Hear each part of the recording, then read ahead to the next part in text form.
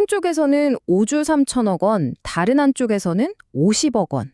아니, 어떻게 하나의 계약을 두고 이렇게나 다른 숫자가 나올 수 있는 걸까요? 오늘 우리가 파헤쳐볼 이 미스터리는요, 단순히 한 회사의 문제를 넘어서 한국 바이오 산업 전체의 신뢰도, 그리고 투자자들이 정보를 어떻게 해석해야 하는지에 대한 아주 중요한 질문을 던지고 있습니다. 자, 지금부터 한번 시작해보죠. 모든 것의 시작은 바로 이 숫자, 5조 3천억 원이었습니다. 한국의 삼천당제약이 발표한 건데요. 먹는 비만 치료제, 그러니까 그 유명한 위고비의 복제약을 가지고 유럽의 한 글로벌 제약사랑 무려 이 정도 규모의 계약을 맺었다는 거였죠. 이게 만약 진짜라면요, 기존의 알테오젠이나 ABL 바이오가 세웠던 기록을 가뿐히 넘어서는 그야말로 한국 바이오 제약 역사의 한 획을 긋는 역대급 계약이 탄생하는 순간이었습니다. 당연히 업계의 모든 시선이 집중될 수밖에 없었겠죠. 그런데 말이죠. 바로 여기서부터 뭔가 이상한 점이 발견됩니다. 회사가 언론에 홍보한 내용하고 금융감독원에 공식적으로 제출한 전자공시 내용이 전혀 다른 이야기를 하고 있었던 겁니다. 자, 이 화면을 한번 보세요. 언론에 발표한 건 5조 3천억 원인데 공시에 찍힌 계약금과 단계별 기술료, 즉 마일스톤을 다 합친 금액은 고작 508억 원입니다. 이게 무려 100배 가까이 차이가 나는 거거든요. 바로 이 어마어마한 격차가 이번 논란의 가장 핵심적인 부분입니다. 자, 그럼 도대체 어떻게 이 두 숫자가 동시에 존재할 수 있는 건지 지금부터 그 계약서를 한번 해부해 보겠습니다. 우선 업계에서는 보통 어떻게 하는지부터 알아야 해요. 일반적으로 기술 이전 계약이라고 하면요, 여기 나온 것처럼 계약할 때 바로 받는 계약금, 그리고 임상이나 허가 같은 단계를 통과할 때마다 받는 마일스톤, 이 두 가지를 더해서 총 계약 규모를 발표하는 게 일반적입니다. 이게 보장되거나 혹은 조건부로 보장되는 핵심 금액인 거죠. 그래서 진짜 핵심은 이겁니다.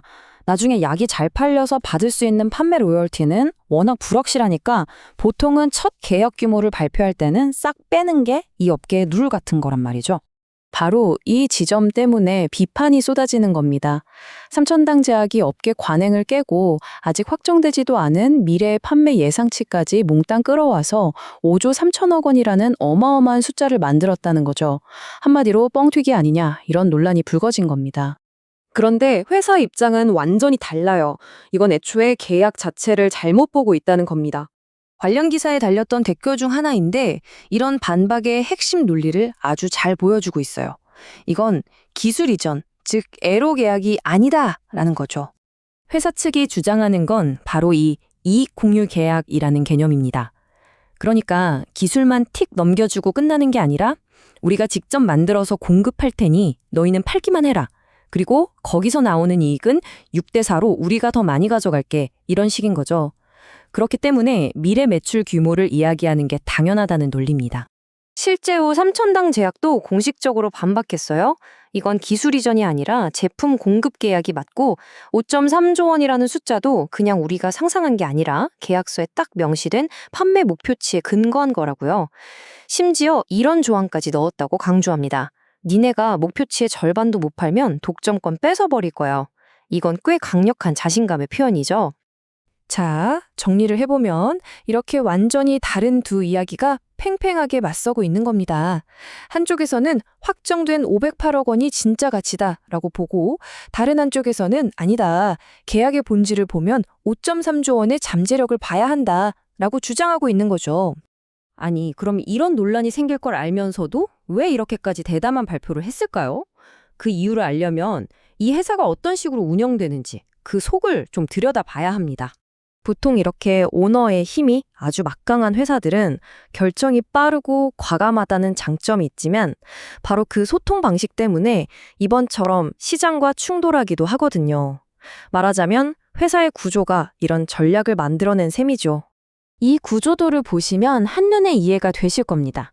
맨 꼭대기에 오너의 아들이 있고요. 이 아들이 개인 회사를 가지고 있어요. 근데 이 개인 회사가 지주회사격인 회사를 지배하고 또 이 회사가 우리가 아는 상장사, 삼천당제약을 지배하는 정말 완벽한 수직 구조입니다.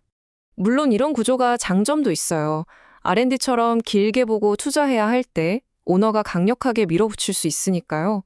하지만 단점도 명확하죠. 투명성이 떨어진다는 비판을 늘 받고 요즘 글로벌 스탠더드인 ESG 경영과는 좀 거리가 멀다는 평가도 받고요.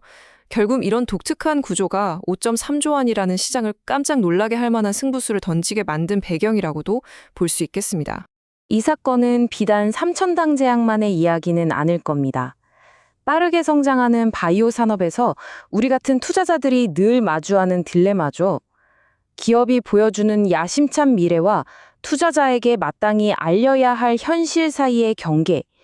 과연 그 선은 어디에 그어져야 하는 걸까요? 오늘 이야기는 여기까지입니다.